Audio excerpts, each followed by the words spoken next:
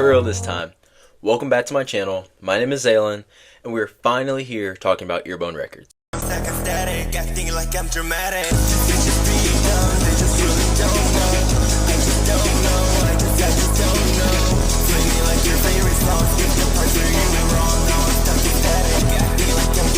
I know, after countless delays, an entire semester of college, and literally just my whole life happening all at once, I thought by the time I was actually going to be able to get this video out, hell was going to freeze over. Yeah, it seems like hell has not frozen over just yet. So thank you for your patience. I really appreciate it. As you can tell, I'm in a completely new setting. I'm in my college dorm right now, which might actually be worse because today's my last day in my college dorm before I go back to my house back at home, and we'll be in the same setting for the next video. It did take me all semester to make this video. But anywho, we're here now, and to give myself some more motivation to finally get this video up, I've been keeping an updated list of every world event and everything that's happened in my life since announcement of this video in October to the release date now.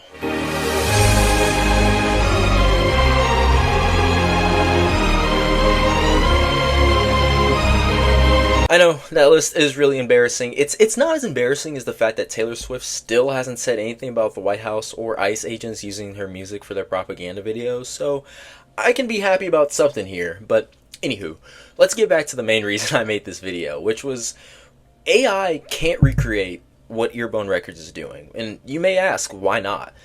It's because Earbone Records, and the reason I wanted to talk about them so deeply, and the reason why it took me so long to make a video that I could collect my thoughts and speak so passionately about it, is because they truly do mean so much to me, past just the fact that they're a group of people that I know who make music together. As in this time recently, in the gap between making this video, it's almost gotten worse from when I announced it and started it to making it now, that AI music is kind of taken over. Not fully, I mean, you're not going to listen to the radio and hear an AI artist, but they're on the charts now. People are accepting AI use in music. People are advocating for AI use in music, which is just taking away the love of the game. As someone who thought AI music was cool, as stupid as I feel now, I thought it was cool back in like 2021, 2022, when we heard the AI cover of Playboi Carti and Drake doing the, like, that one song, that one K-pop song. I thought that was the coolest thing ever, and I actually remember repeatedly streaming it, thinking it was funny and nice, but looking back at it now, it's clear that it was just an early sign of what's to come. How soulless it sounded, but yet I would still listen to it because it was funny, or it scratched a little itch on my head that I really wanted. AI artists are saying what people want to hear, or doing, or making sounds that people want to hear, and people are listening to it, despite the fact that it sounds so empty. It sounds like there's no passion, no love in it. As Music Twitter likes to say, it sounds soulless. That's why I bring myself back to Earbone Records, as Earbone Records is a group of artists who aren't huge. They're not this big group of artists who are making music to get on the radio or making music to top the charts. They're just making music they love, man.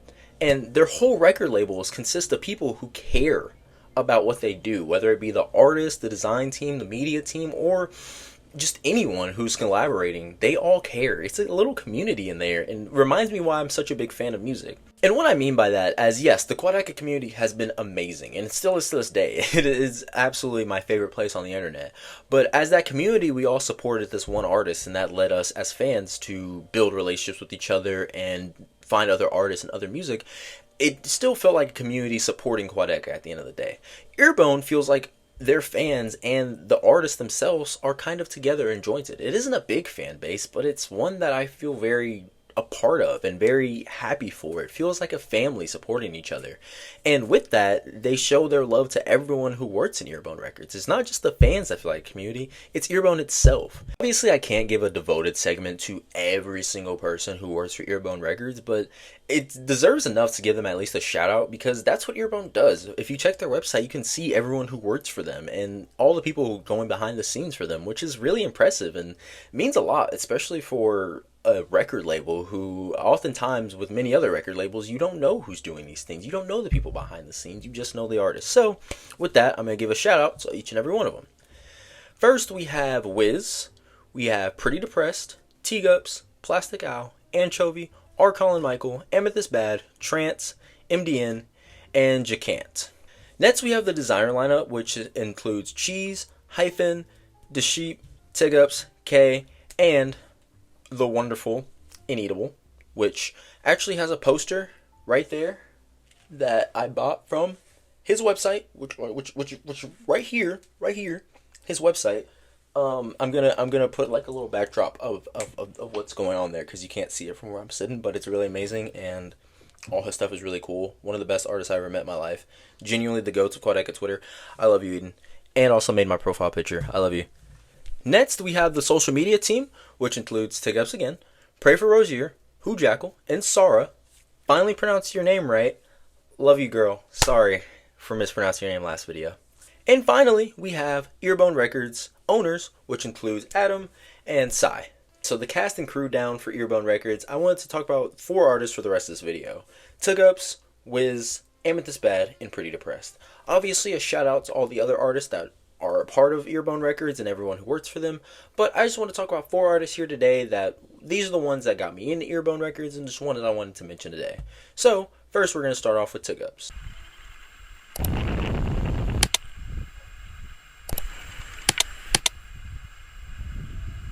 You know, funnily enough, in like the 30 drafts I have of this video, I pronounce Teggups' name differently in each and every time. I'm pretty sure Teggups is the way to pronounce it, and the only reason I know that's the way to pronounce it is due to this. Teggups, you need to lock the fuck in, dude, and make your goddamn movie. Thank you. No. No. Hurry. Hurry. Hurry. Tell him to hurry. Hurry. You know, but you can't rush art, right? You can't rush art. You can't rush art. Hurry. He's trying to get me to rush you. Oh yeah, you actually heard that right. That was Teggups and Earbone Records getting co-signed by the man himself, Mr. Vanisher, Mr. Soulless, Quadeca himself. I mean, it doesn't get any better than this, honestly, and Teggups was actually the first artist that I heard off of Earbone Records with his EP, Under the Projector, which featured 2 songs, Wind Hunter and Ghost in the Mall. Yeah, with this EP only being 2 songs long and 6 minutes collectively, I didn't really know what to expect until I hit play on the Wind Hunter and I realized that this was going to take me on an adventure with no lyrics, an adventure that was strictly instrumental, that all you had to do was connect with the sounds that it was giving you and you could form your own opinion on it. With Wind Hunter giving this cybernetic, futuristic sound throughout its runtime, and then we get to Ghost in the Mall, which feels like a Persona soundtrack. I listened to it. It sounded like I was running around in school in Persona 3, and then the second half of that track, once we got to the 2-minute mark, felt like I entered the dark hour, and I was going to go fight some shadows, dude. That's exactly what it felt like. That's what I felt at that exact moment. I listen to it now, and do I feel like that? Kinda. That might just be some crazy theory that I'm throwing out there, because I've listened to this so many times, and it's been on repeat in my ears while I make this video. I don't know. But it's something for you to figure out yourself. It's something that, with the 6-minute listen, left me asking more questions and wanting more to figure out what this was, and just enjoying it all around. It's, as someone who only listened to music that has lyrics, I don't listen to instrumental music often, it felt amazing. I mean, this is perfect study music, perfect walking music, perfect workout music. It just takes your mind on an adventure and kind of just allows you to lay back and relax and enjoy it without focusing on anything else besides that, which is my favorite part about it. And probably Ghost of the Mall is probably my favorite track out of Earbone Records. And with Teggups making an album movie soon in 2026, that just leaves me more excited for the future of Earbone Records, as this short EP gave me a visual, gave me somewhat of a movie idea, and for him to give something like that, a visual movie, is really exciting. It's something that I can't wait to see, and clearly Quadeca can't wait to see, so we're all in it for the best for Earbone Records. That leads us to our next artist, Whiz, which, funnily enough, I actually, in all the past recordings I had this entire crazy different idea of way of talking about Whiz, because the main song I wanted to talk about was Ultra Despair Girls, featuring Teggups, and I had this silly idea, yada yada, things you'll never end up seeing on camera, but most importantly, I was only going to talk about one song. It's taken me so long that he actually released the EP featuring that song called Remix Ella, which is an absolutely amazing EP. By the time you're watching this, it's probably like 2 weeks old. If you haven't given it a listen yet, it's not long and it is amazing. Running at 6 songs and 21 minutes long, this EP is an absolute banger. Sometimes I often get caught up in thinking that only bigger artists or artists with a bigger budget can create worlds and sounds that are so much fun, but Honestly, that's the dumbest misconception you could ever have, and Whiz, this EP is truly an example of it, as these songs give me vibes of some Jane Remover tracks or some Lucy Bedrock tracks, where the production is absolutely insane. We have songs like Poor Decca here, which start off with this preppy, clappy intro, and then quickly shifts into this synthetic pop beat, and then after that gets into this vocalist where it's kind of underlined by the beat, but yet they're still mixed perfectly, where they're just flowing in and out of each other, and you just can't help to move. And that's the definition of this EP, is that you just can't help but move to this thing. And on the next track, Full Metal Jacket, where these quick vocals are kind of coming at you rapidly, where it just feels like they're sprinting across one side of your ears on across to the other in this super high-pitched voice where you can't understand really what's going on, but you know you love it. It's an absolute head banger of a track. Despite being such headbangers of tracks and so fun all the time, it still doesn't shy away from being experimental at times with songs like Kniferello, which is this weird, this synthy, this I can't describe it. I honestly can't. What Whiz is doing is really testing my ability to talk about music, because these are sounds and things that are just thrown at you that sound so great together, but I don't know how to express it besides you just listening to the music itself. Or we get into Ultra Despair Girls, which was the first song and the reason I was going to talk about Whiz in the first place, which literally has you feeling like this, man. I had to get up to dance, bro.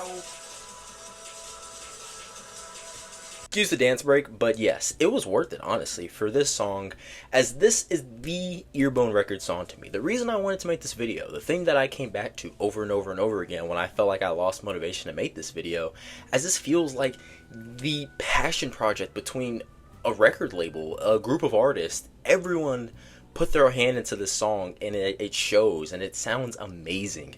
With it being the production featured by Teggups, or the lyricism by Whiz with the infectious hook of acting like I'm dramatic, something along those lines. I don't know for sure. It is 3 in the morning. Excuse my brain blowing up. Despite just what's in the song, it's also what's outside the song that makes it so good. This amazing album cover done by Eden, which looks amazing, and the song matches it perfectly. Or the advertising that was done by the social media team. Or everything, all the people coming together to put their hand into this song really showed me what Earbone Records could be as a community. Ended off, you have Never Ending, which is this insane, bass-heavy, just insane, mind-boggling track, which is the perfect outro and a way to cut this EP. And to be fair, if I wasn't making a video about the record label itself, I'd rate this EP very high. Like, this isn't a bad EP or something that I'm trying to just advertise to you because, oh, it's a group of people I know or it's coming from somewhere I like. This is truly a good EP and a great worthwhile listen. The reason I bought up AI in this place is because AI won't ever be able to do this. AI doesn't have this community around it of these people all coming together to make this passion project. It's just the prompt thrown out, and that's just a testament to Earbone Records and Whiz as himself as an artist, and is the major reason I wanted to talk about this video. Next, we have Amethyst Bad. Now, this was actually not going to be an artist I mentioned in this video originally, and all the other takes I've had of this video, I never even bought them up until just a week ago, where they released The Camera Loves You off of their upcoming project, Utility Piece. Now, what made me want to talk about them so urgently and immediately find a way for me to bring them up in this video was The Camera Loves You, this newest song, is so good. Truly an amazing song. I'm only going to quickly go over it, but it's something that you guys really have to listen for yourself, as first of all, this has some of the most passionate performance vocally from any artist out of Earbone Records that I've heard so far, and it tells this story. I have never been good at breaking down album stories or song stories or meanings. I've never been that great. So despite me obviously not understanding or being great at breaking down songs or anything, what I still love, clearly by my love of Vanisher and Quadeca, is a good concept, a good story to be told, and a good meaning for you to dive deep into. And I think this is what The Camera Loves You does so well, as I'm really interested in what it has to say throughout the lyrics here, when the lyrics include, I'm so scared of myself, can't tell me what to do, you know the camera loves you and I'm so scared of myself, just open the door and I'll walk through, you know the camera loves you. Kind of giving off vibes that maybe he's talking to someone through a screen, through a digital screen, and the camera loves them because they're photogenic, because they're showing off their good side. I'm gonna sound like an idiot. I am. But that's what I enjoy so much about music, is that I could listen to this song, look at the lyrics 100 times, and figure out my own story about it. You could do the same. You can listen to this song and tell me what you think about it. And this all gets me more excited to listen to his album Utility Piece, because not only are the lyrics very interesting, his performance is really, really good. When he gets to that, can you tell me what to do? Like, that is so good. It sticks in your head forever and ever and ever. I love it. I truly believe that this is one of my more favorite tracks too. It just came out, and it has probably been it's been on repeat, honestly. And I truly, truly love the idea of this concept being told, and just the passionate performance is making me so interested in hearing what Amethyst has to say. So that's why I had to quickly mention this video here. This is a really, really good track. I want you to walk away and take this track away and give it a listen, because this is truly, truly amazing. Last but not least, we have Pretty Depressed with Call Back Anytime. This was the last one that I was going to talk about in my original video, and I've spoken so many times about this that I don't really know how to wrap it around without yapping forever. This is one of my favorite things I've heard all year. Obviously, everything else that I've listed today was my favorites all year, but this probably takes the cake for the biggest surprise. I listened to Call Back Anytime, and I didn't know what to really expect. I mean, this is an artist called Pretty Depressed. I was expecting some sadder music, and I was left, yes, feeling sadder about this, but just surprised that there's music out there like this that I've never heard before, that I wasn't hearing people talk about. Pretty Depressed only has 120 monthly listeners as the time of recording this video, which is severely, severely underrated. I mean, I can't even describe into words how underrated they are because of how good this is. With the intro track Sue being this rock, guitar, just straight instrumental that leaves you bumping your head for 4 minutes, and then gets into this beautiful vocal performance by them, which is just amazing. The pitches that they're hitting the notes like they've been doing this for years. I don't know much about Pretty Depressed as an artist, but I know that Sue was a damn good first impression, and left me kind of speechless by the end of it, as this 6-minute and 20-second track left me baffled on how I had never heard them before.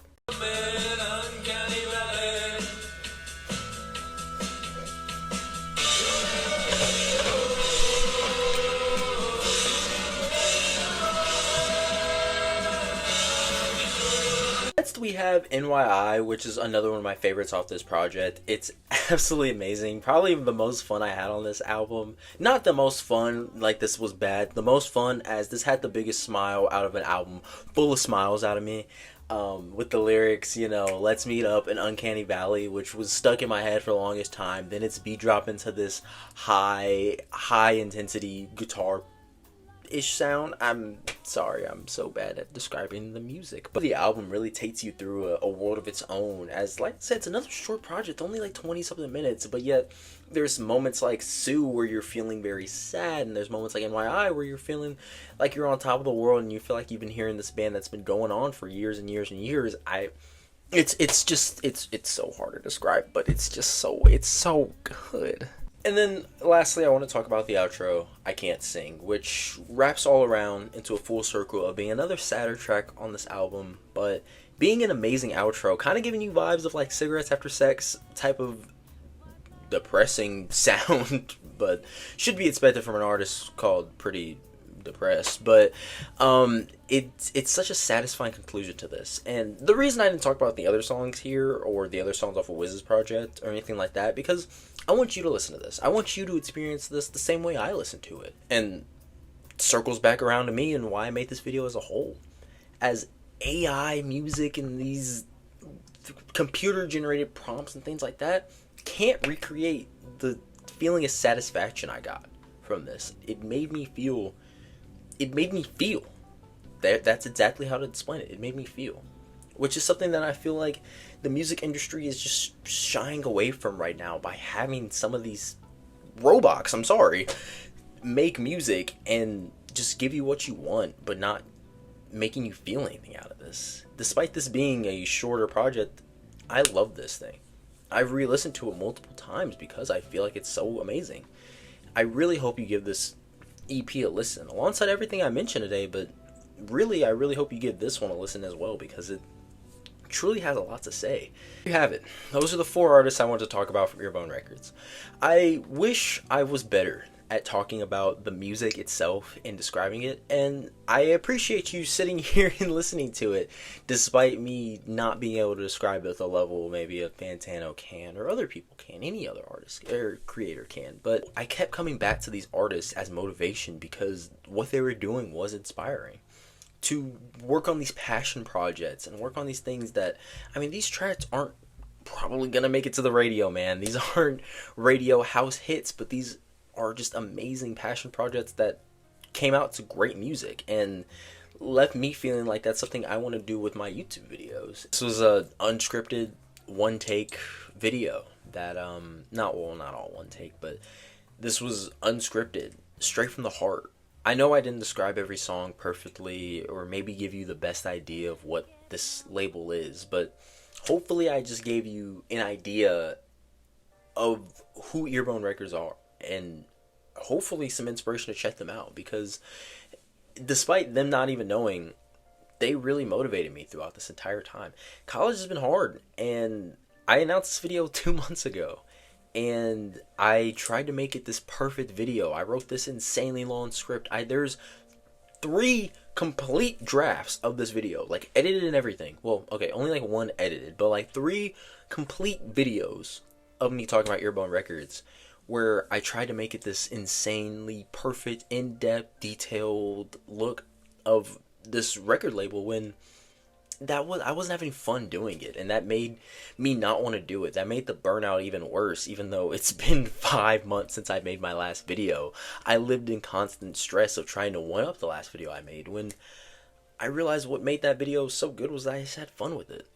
This video isn't the highest quality thing ever, but it's something I had fun doing. I had fun talking about the artist I love in this video, and that's what it's all about. And that's what I mean by AI can't recreate this. You may wonder why I titled it this, because AI truly can't recreate this feeling. These aren't songs that are going to be put on the radio, but these are passion projects that they wanted to do, which is inspiring and inspired me to make this video. Thank you for your patience and coming back even though it's taken so long to make this video. The motivation doesn't end there, because actually, funnily enough, not only did they motivate me to finally make this video and get it out, they motivated me to start making music. Yeah, that's right. I made a cover of Rich and Rome with my friend Jackal and Rotzi Codon, and this is our official tryout into trying to get into Earbone Records, so hopefully you enjoy. She damn sure ate when we both got home. Little hoe at 10, but she talked too much. I'm the only one ever that's told her no. I know the hoe gon' come. Wish by one friend, I knew the hoe was gon' go. I went up, I ain't got no fire in my pan. I ain't got post to the stove. Young and I'm rich as hell, my face called good in the streets, and I still get back for the low. This a weak ass beat. I'ma still run this bitch, cause I'm still trying to work on my flow. Send me. Alright, well, we released it on streaming, and we're waiting to hear back from Earbone Records, but it seems like it's been struggling to get on streaming services. It's actually been banned in every country besides one, apparently. Oh, yeah, it's not banned in Israel. That checks out. No matter what you do, if you put it on the internet, someone's gonna hate it. Like, no matter what, someone's gonna hate it. But it's fun. Like, I get to have fun. I'm here, and I get to do this, so I don't care. They're on the internet. I'm happy. I don't